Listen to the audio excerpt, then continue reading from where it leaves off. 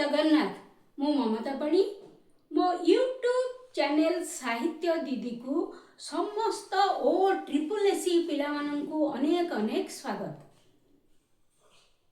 पिला माने या पूर्वर जेतिकी पाठ मु पढ़ेइली मोर तुम उपरे भरोसा अच्छी जे तुम्हें सेतिक पाठ मझिरे मझिरे टिके टिके पढ़ुथो।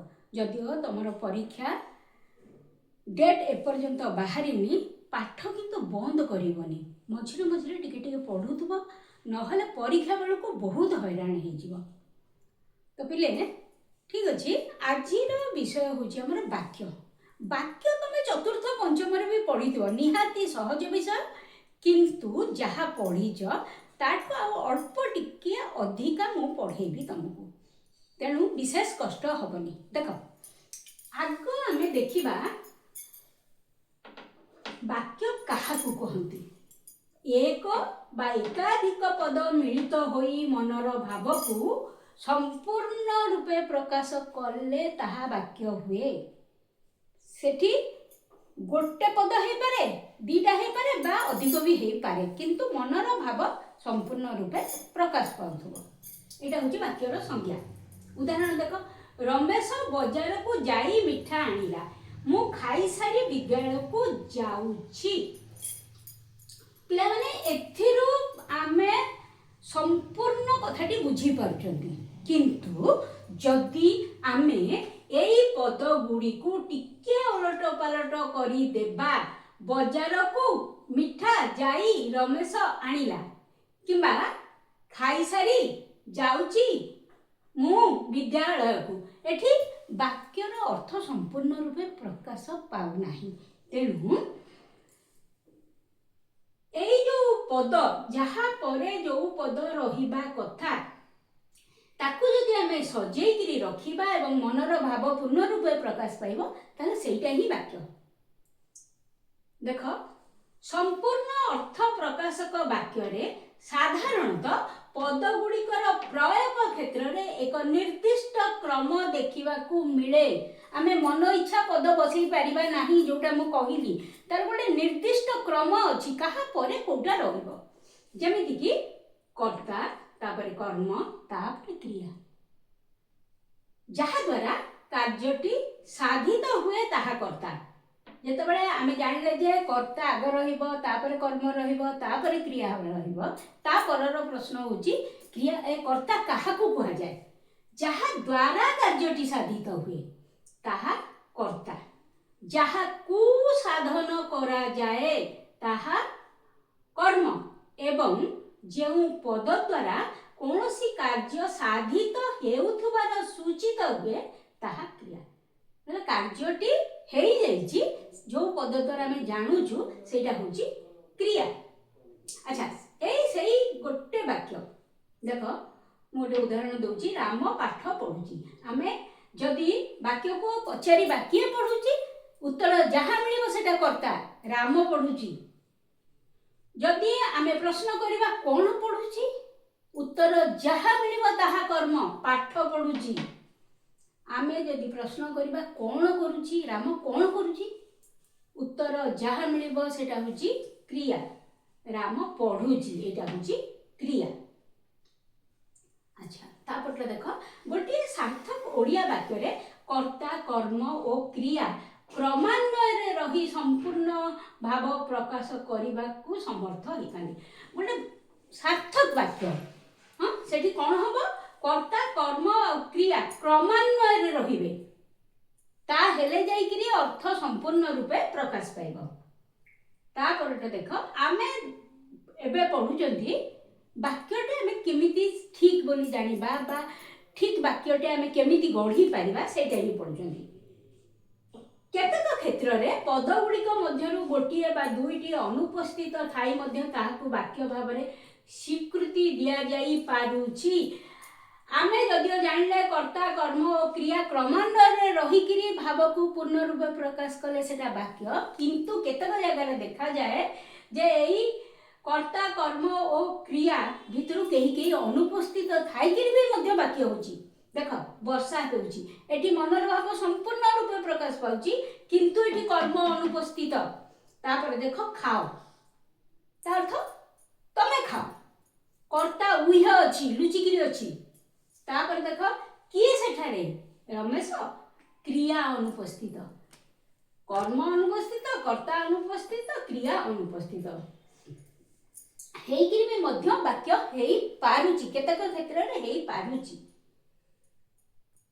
तापर देख ओडिया वाक्य रे साधारणतः दुईटी वस्तुर आवश्यकता अनुभव होइथाए दुईटी वस्तुर आवश्यकता अनुभूत होइथाए गोटे है उद्देश्य गोटे है विधेय साधारणतः आमे एई दुईटार आवश्यकता अनुभव करू जो उद्देश्य और विधेय उद्देश्य कोटा जहा द्वारा कार्य हुए सी है उद्देश्य एठी रमेश रमेश पानी बोहुची रमेश द्वारा कार्य होची तेणु रमेश होची उद्देश्य एवं जहा कार्य हुए सेटा है विधेय एठी कार्य कौन ना पानी बोहुची एटा विधेय है आउ किसी सूत्र मध्य अच्छी जोटा कि मुझे लिखी गोटे संपूर्ण वाक्य केमिति हेई परिबो सेटा ही लिखी उद्देश्य विधेय सरीगला देख साधारणतः कर्ता पद वाक्य आरंभ और क्रियापद वाक्य शेष रुहे एटा गोटे सूत्र कर्ता आरंभ रे क्रिया शेष रे है रमेश विद्यालय को जाउची एठी कर्ता रमेश विद्यालय को जाउची क्रिया जाउची होची क्रिया तापर देख सूत्र क्रिया सकर्मक होइथिले कर्मपद क्रियापद पूर्वरु बसे जदि वाक्य रे कर्म थिबो ताहले सेठी क्रिया सकर्मक एवं कर्म क्रिया पूर्वरु बसिबो गीता पाठ पढुची एठी क्रिया होची पढुची पाठ कर्म पढुची पूर्वरु पाठ रहिला तापर देख दुई कर्मक क्रियार गौण कर्म पर मुख्य कर्म व्यवहृत हुए जो वाक्य रे दुईटा कर्म थाए ताकू दुई कर्मक क्रिया कहा जाए एवं प्रथम रहिबो सेठी गौण कर्म एवं ता परे रहिबो मुख्य कर्म देख शिक्षक छात्र मान को गल्प कहिले एठी शिक्षक कर्ता कहिले क्रिया एवं छात्र मान को कर्म गल्प मध्य कर्म छात्र मान को हैला गौण कर्म गल्प हैला मुख्य कर्म गौण कर्म परे मुख्य कर्म रहिबो तापर देख पिले वाक्य रे संबोधन पद आरंभ रे बा शेष रे रखा जाए संबोधन पद को तुम आरंभ रे रखि परिबो बा शेष रे मध्य रखि परिबो केमती देख गोटे उदाहरण दउची हे प्रभु मते विपदरु रक्षा कर संबोधन पद आरंभ रे रहिला मते शांति रे रहिबा को दियो प्रभु संबोधन पद शेष रे रहिला है तापर देख वाक्य रे संबोधन पद आरंभ रे बा शेष रे रखा जाए एटा तो सरी गला तापर देख करण कारक संप्रदान कारक अपादान कारक ओ अधिकरण कारक कर्म पद परे बा पूर्वरु व्यवहृत होइता कर्म पूर्वरु हो बा परे हो व्यवहार होइता संबंध पद पिला एठी आउ गोटे लाइन लिखिया को जगह हबनी बोली म एठी लिखिजी संबंध पद जो पद सहित संबंधित ता पूर्वरु बसिबो एतिक नियम तो हमकु जहा हेले भी मानिया को पड़िबो गोटे वाक्य को संपूर्ण करिया हैला तापटा लिखा पिले एबे आमे देखिबा गोटे सार्थक बा शुद्ध वाक्यर किछि लक्षण थाए गोटे सार्थक वाक्य रे कोन कोन रहिबो कोटा आगे रहिबो कोटा पछ रहिबो एबा सब तुमको मु बुझाई देली तापरे सार्थक वाक्यर किछि लक्षण थाए जथा योग्यता आकांक्षा आसक्ति तो योग्यता काहा को कहिबा जदि एई सबुतक लक्षण जहा बे पढैली जो सबुतक सूत्र थिबो आ एई लक्षण तक नथिबो ताहाले ताहा मध्य वाक्य हेई परिबो नाही तेणु देख योग्यता वाक्य मध्य रे व्यवहृत पद मानकर परस्पर मध्य रे संबंध थाए पद गुड़िकर एही पारस्परिक संबंध को योग्यता कहा जाए गोटे वाक्य रे जेतेटा पद अछि गोटे पदर अन्य पद सहित संबंध थिबो जदि नथिबो सेटा वाक्य हेई परिबो नाही उदाहरण देख ଗଧଟି ଉଡୁଛି। ଦ୍ୱିତୀୟ ଉଦାହରଣ ଛେଳି ଗୀତ ଗାଉଛି। ଲୋକଟି ନିଆଁ ପିଉଛି। ପିଲେ ଗଧ ଉଡ଼ି ପାରିବ ନାହିଁ। ଗଧର ଉଡ଼ିବାର ଯୋଗ୍ୟତା ନାହିଁ। ଛେଳିର ଗୀତ ଗାଇବାର ଯୋଗ୍ୟତା ନାହିଁ। ଲୋକଟି ପାଣି ପିଇପାରେ, କ୍ଷୀର ପିଇପାରେ, ଚା ପିଇପାରେ, କିନ୍ତୁ ନିଆଁ ପିଇବାର ଯୋଗ୍ୟତା ନାହିଁ। ତେଣୁ ଯୋଗ୍ୟତା ଅଭାବରୁ ଏଗୁଡ଼ିକୁ ବାକ୍ୟ କୁହାଯାଇ ପାରିବ ନାହିଁ। ଯଦିଓ କର୍ତ୍ତା ଅଛି, କ୍ରିୟା ଅଛି, କର୍ମ ଅଛି, ସବୁ ଅଛି, କିନ୍ତୁ ଯୋଗ୍ୟତାର ଅଭାବ। ଦ୍ୱିତୀୟଟା ଦେଖ, ଆକାଂକ୍ଷା। ଅର୍ଥବୋଧ ନିମିତ୍ତ ବାକ୍ୟ ମଧ୍ୟରେ ଗୋଟିଏ ପଦ ଅନ୍ୟ ପଦ ବା ପଦମାନଙ୍କର ଅପେକ୍ଷା ରଖିଥାଏ। ଏହି ଅପେକ୍ଷା ରଖିବାର ନାମ ହେଲା ଆକାଂକ୍ଷା। ଉଦାହରଣ ଦେଖ, ପକ୍ଷୀମାନେ ଆକାଶରେ, ଆଉ କିଛି ଲେଖା ହେଇନାହିଁ। ତେଣୁ ଏଇ ଯୋଉ ପକ୍ଷୀମାନେ ଆକାଶରେ, ଇଏ କିଛି ପଦକୁ ଅପେକ୍ଷା ରଖୁଛି। ଆମେ ଯଦି ଏଠି ଲେଖିବା ଯେ ପକ୍ଷୀମାନେ ଆକାଶରେ ଉଡୁଛନ୍ତି,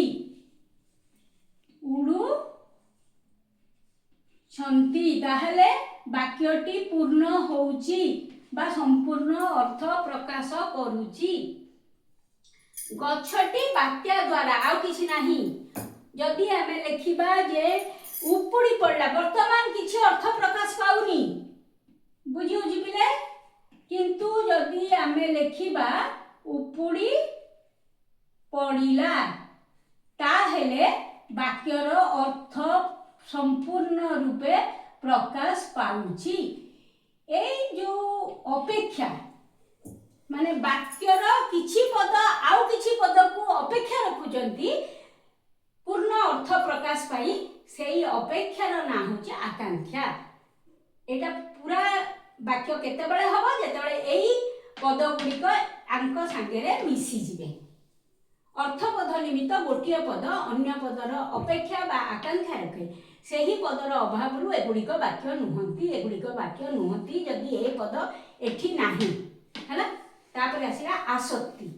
ବାକ୍ୟରେ ଥିବା ପଦ ଯୋଜନା ବା ସୌନ୍ଦର୍ଯ୍ୟ ହେଉଛି ଆସକ୍ତି। ଏହା ଦ୍ୱାରା କାହା ପରେ କେଉଁ ପଦ ରହିଲେ ତାହା ବାକ୍ୟର ଭାବକୁ ସ୍ପଷ୍ଟ ରୂପେ ପ୍ରକାଶ କରିବ, ତାହା ବୁଝାଯାଏ। ଦେଖ ପିଲେ, ହିମାଳୟରୁ ବଙ୍ଗୋପସାଗରରେ ବାହାରି ପଡ଼ିଅଛି ଗଙ୍ଗା। ଏଠି ଅନେକ ଗୁଡ଼ିଏ ପଦ ଅଛି, କିନ୍ତୁ ଏଇଟା ବାକ୍ୟ ହେଇପାରିବ ନାହିଁ। କାହିଁକି ନା କୋଉ ପଦ ପରେ କୋଉ ପଦ ରହିବା କଥା ସେଇଗୁଡ଼ିକ ଏଠି ନାହିଁ। ଯଥାସ୍ଥାନରେ, ଏହି ବାକ୍ୟରେ ପଦଗୁଡ଼ିକ ଯଥାସ୍ଥାନରେ ନଥିବାରୁ ପ୍ରକୃତ ଅର୍ଥ ବୁଝି ହେଉନାହିଁ। ତେଣୁ ଆସକ୍ତି ଅଭାବରୁ ଏହା ବାକ୍ୟ ନୁହେଁ। ଆମେ ଯଦି କହିଥାନ୍ତେ ଗଙ୍ଗା ନଦୀ ହିମାଳୟରୁ ବାହାରି ବଙ୍ଗୋପସାଗରରେ ପଡ଼ିଅଛି, ଏଠି ସମ୍ପୂର୍ଣ୍ଣ ଅର୍ଥ ପ୍ରକାଶ ପାଉଥିଲା ବା ପାଇବ, କିନ୍ତୁ ଏଠି ସେଇଆ ହେଇନି। ତେଣୁ ଆସକ୍ତି ଅଭାବରୁ ଏଇଟା ବାକ୍ୟ ନୁହେଁ। ତାପରେ ଦେଖିଲେ ସରିଗଲା। କୋଉ କୋଉ ଜିନିଷ ଥିଲେ ଆମେ ଗୋଟେ ସାର୍ଥକ ବାକ୍ୟ କରିବା। ତାପରେ ଆମେ ଯିବା ଯେ ବାକ୍ୟକୁ କେମିତି ଭାଗ କରାହେଇଛି। ଓଡ଼ିଆ ଭାଷାରେ ବ୍ୟବହୃତ ବାକ୍ୟ ଗୁଡ଼ିକ ନିମ୍ନୋକ୍ତ ଦୁଇଟି ଭାଗରେ ବିଭକ୍ତ କରାଯାଏ, ଯଥା ବାକ୍ୟର ଗଠନାତ୍ମକ ବିଭାଗୀକରଣ, ବାକ୍ୟର ପ୍ରକାର୍ଯ୍ୟାତ୍ମକ ବିଭାଗୀକରଣ। ପ୍ରକାର୍ଯ୍ୟାତ୍ମକ ହେଇପାରିବ ବା ପ୍ରକାର୍ଯ୍ୟ ବା ଅର୍ଥଗତ ବିଭାଗୀକରଣ। ରୂପଗତ ବିଭାଗୀକରଣ, ଅର୍ଥଗତ ବିଭାଗୀକରଣ। ଦେଖ ପିଲେ, ଗଠନାତ୍ମକ ବା ରୂପଗତ ବିଭାଗୀକରଣ ଆଉ ପ୍ରକାର୍ଯ୍ୟାତ୍ମକ ବିଭାଗୀକରଣ। ଦେଖ, ଗଠନାତ୍ମକ ବିଭାଗୀକରଣ ହେଇଛି କ'ଣ, ସିଏ ପୁଣି ତିନି ଭାଗ ହେଇଛି, ସରଳ ବାକ୍ୟ, ଯୌଗିକ ବାକ୍ୟ, ଜଟିଳ ବାକ୍ୟ। ପ୍ରକାର୍ଯ୍ୟାତ୍ମକ ବିଭାଗୀକରଣ ବା ଭାବଗତ ବିଭାଗୀକରଣ କ'ଣ ନା ବିବୃତ୍ତି ସୂଚକ, ଆଦେଶ ବା ଅନୁରୋଧ ସୂଚକ, ପ୍ରଶ୍ନ ସୂଚକ, ବିସ୍ମୟ ସୂଚକ, ନାସ୍ତି ସୂଚକ। ଏମିତି ଦି ଭାଗ କରାଯାଇଛି। ରୂପଗତ ଦୃଷ୍ଟିରୁ, ଭାବଗତ ଦୃଷ୍ଟିରୁ ବାକ୍ୟକୁ ଏମିତି ଦି ଭାଗ କରାହେଇଛି। ତାପରେ ସେଗୁଡ଼ାକ ପୁଣି ଆଉ କିଛି ଭାଗ କରାହେଇଯାଇଛି। ତାପରଟା ଦେଖିବା ପିଲେ, ଦେଖ ପିଲାମାନେ, ରୂପଗତ ଦୃଷ୍ଟିରୁ ଆମେ ବାକ୍ୟକୁ ଯୋଉ ଭାଗ କରିଥିଲେ ତିନି ଭାଗ, ସେଟା ହେଉଛି ସରଳ ବାକ୍ୟ, ଯୌଗିକ ବାକ୍ୟ, ଜଟିଳ ବାକ୍ୟ। ସରଳ ବାକ୍ୟ କାହାକୁ କହିବା? ଗୋଟିଏ ମାତ୍ର ସମାପିକା କ୍ରିୟା ଥିବା ବାକ୍ୟକୁ ସରଳ ବାକ୍ୟ କୁହାଯାଏ। ଗୋଟିଏ ସମାପିକା କ୍ରିୟା ଥିବା ଆଉ କିଛି ନାହିଁ। ଦେଖ, ଗୌତମ ବିଦ୍ୟାଳୟକୁ ଯାଉଛି, ଏଠି जाउछि होछि समापिका क्रिया। शिक्षक छात्र मानकु पढ़ाउछंती समापिका क्रिया हेला। 2 नंबर देख यौगिक वाक्य परस्पर निरपेक्ष दुई बा ततोधिक सरल वाक्यर समाहार जोगे गठित वाक्य को यौगिक वाक्य कुहा जाए। सेठी आमे चिन्हिबा किंदी प्रथम कथा है ये यौगिक वाक्य बोल के आमे किमि चिन्हिबा किछि सेठी शब्द थिबो जो द्वारा कि तुम चिन्हि परिबो एटा यौगिक वाक्य केमती देखो एही निरपेक्ष वाक्य गुड़िक ओ एवं किंतु मात्र बा अबा किंबा प्रभृति संयोजक द्वारा युक्त होइथांती। दीटा परस्पर निरपेक्ष वाक्य केही कहा ऊपर निर्भर करूनांती किंतु ओ एवं किंतु मात्र अबा किंबा थिले से माने गोटे वाक्य हे जिबा। दीटा वाक्य गोटे वाक्य हो केमती देखो सकाळ हेला किछि नहीं आमे जदि एही पूर्ण छंद दे दबा गोटे वाक्य हे गला। सूर्य मुइले गोटे वाक्य हे जिवो एवं पक्षी माने राबिले बुझिउछि पक्षी माने राबिले मध्ये गोटे वाक्य हे जिवो। एठी हेला कोन ना एई जो ए माने के एई वाक्य केही काहा ऊपर निर्भरशील नुहंती निरपेक्ष केही काहा को अपेक्षा करंती नाही। एई छोटिया वाक्य गुडी को जदि आमे एवं लगे दबा ताहले एटा गोटिया बड़ वाक्य हे जिवो।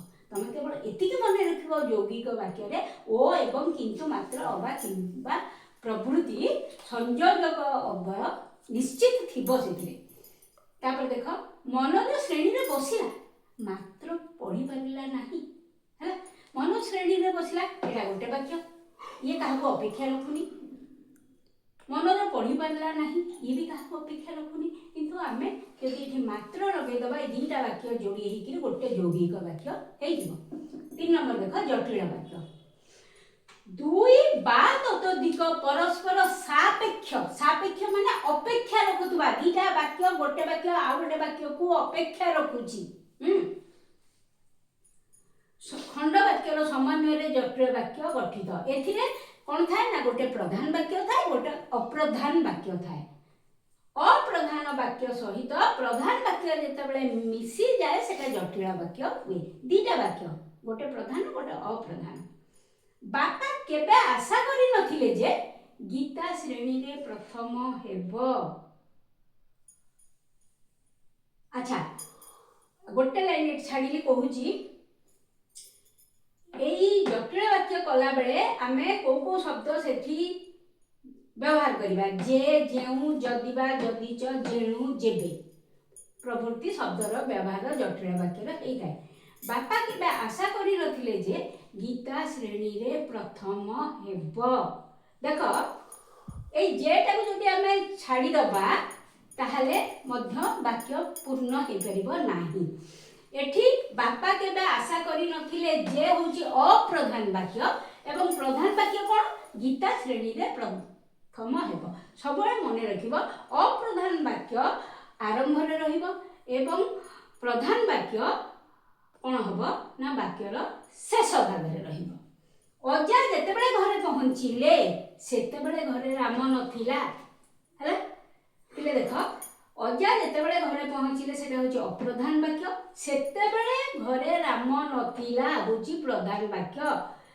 अप्रधान वाक्य प्रधान वाक्य पूर्वरु ही रहिबो। एठी देखो जे जेतेबेले एई शब्द सब जोठी थिबो जानिबो सेटा जटिल वाक्य हैला।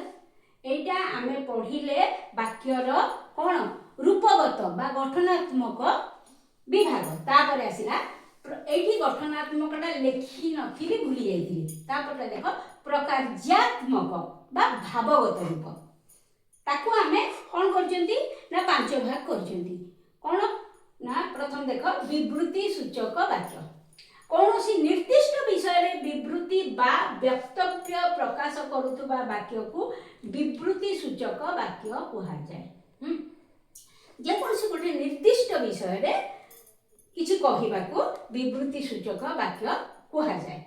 उदाहरण देखो एटी दीटा उदाहरण देछि ए वर्षर शीत असह्य शीत बाबद रे कहा होछि ଗୋପବନ୍ଧୁ ଓଡ଼ିଶାର ଗର୍ବ ଓ ଗୌରବ ଏଠି ଗୋପବନ୍ଧୁଙ୍କ ବାବଦରେ କୁହାଉଛି। ତେଣୁ ଏ ଦୁଇଟି ବାକ୍ୟ ବିବୃତ୍ତି ସୂଚକ ବାକ୍ୟ। ତାପରଟା ଦେଖ ଅନୁରୋଧ ବା ଆଦେଶ ସୂଚକ ବାକ୍ୟ। ଅନୁରୋଧ ବା ଆଦେଶ ଭାବ ପ୍ରକାଶ କରୁଥିବା ବାକ୍ୟକୁ ଆଦେଶ ସୂଚକ ବାକ୍ୟ କୁହାଯାଏ। ସେ ତା ଭିତରେ ଚାଲି ଆସିବ ଉପଦେଶ, ଆଶିଷ ବା କାମନା। ଏଗୁଡ଼ିକ ମଧ୍ୟ ଯଦି ଥିବ କୌଣସି ବାକ୍ୟରେ এই ভাব তাহলে মধ্য সেটা অনুরোধ বা আদেশ সূচক বাক্যরে চালিଯିବ। এটি চারটা উদাহরণ দিয়েছি। বেঞ্চ উপরে ছিড়া হুଅ এটা আদেশ দিয়া হচ্ছে। দয়াকরি মতে কিছু টঙ্কা দিয়ন্তু অনুরোধ করছি জনে জনকু। তুমি দীর্ঘায়ু হুଅ আশিষ আশীর্বাদ করছি বা কামনা করছি সে দীর্ঘায়ু হু। ধূমপান কর ନାହିଁ উপদেশ ହେଲା। এই শব্দ ଯୋଉଠି ଥିବ সেই সমস্ত অনুরোধ বা আদেশ সূচক বাক্য বলে জনা পড়িব। পিলে দেখ 3 নম্বর প্রশ্ন সূচক। যে বাক্যরে কৌশি প্রশ্ন পচরা যাই থাকে তাকে প্রশ্ন সূচক বাক্য কুহযায়। উদাহরণ দেখ তুমি ভাল অছ তো, গৌরাঙ্গ বাবু ঘরে অছন্তি কি? তাপরটা আসিলা বিস্ময় সূচক। বিস্ময় ভাব প্রকাশ করুথিবা বাক্যକୁ বিস্ময় সূচক বাক্য কুহযায়। উদাহরণ দেখ লোকটি এড়ে কম বয়সରୁ মরিগলা, চিত্রটি কেড়ে সুন্দর হয়েছি। পিলাମାନେ এটি বিস্ময় প্রকাশ হଉଛି। তাপরটা আসিলা নাস্তি সূচক বাক্য। নাস্তির সূচনা প্রদান করুথিবা বাক্যକୁ নাস্তি সূচক বাক্য কুহযায়। উদাহরণ তুমর কৌশি কথা মু মানি পারিবি ନାହିଁ। 2 নম্বর হরি দ্বারা এই কাম কেবে भी ହେବ ନାହିଁ। ପିଲାମାନେ ଆଜି ଆମର ବାକ୍ୟ ସରିଗଲା। ଆଉ ପର କ୍ଲାସରେ ବାକ୍ୟର ରୂପାନ୍ତର ଆମେ ପଢ଼ିବା। ଭିଡ଼ିଓଟି ଟିକେ ଲମ୍ବା ହେଇଛି କିନ୍ତୁ ଏଇଟା ଏକାଥରେ ସାରିବା ଦରକାର ଥିଲା। ରହୁଛି।